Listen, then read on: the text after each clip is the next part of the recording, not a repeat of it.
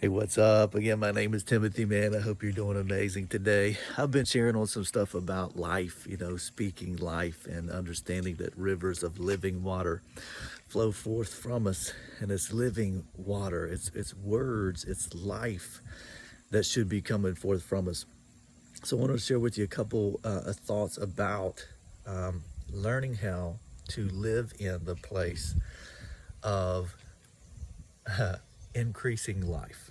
And I want to say increasing life because we're all in a place where we're learning. We're learning to live as Jesus lives, not as he would have lived, but as he lives.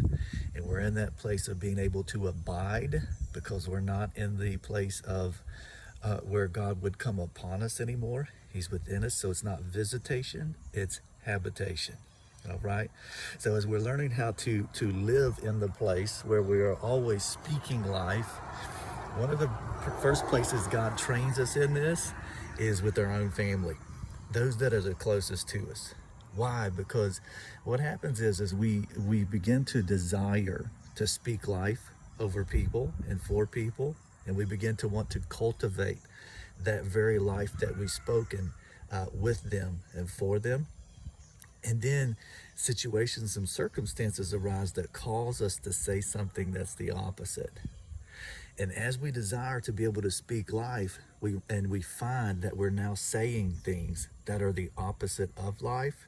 It's that process of purging that purifies our tongue. The tongue that James says is hard to bridle, it's hard to tame.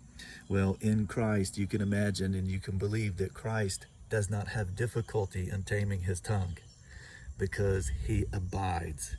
And we are to abide in him and abide in his words, and we're learning to abide. So God allows those things to happen in our life in order to train us to be able to tame the tongue.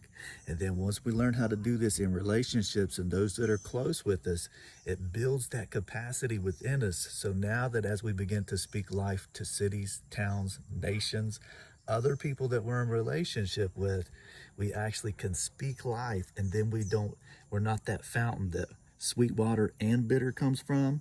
Yeah, we're actually the fountain that only speaks words of life, truth, and sweetness to all those that we're around.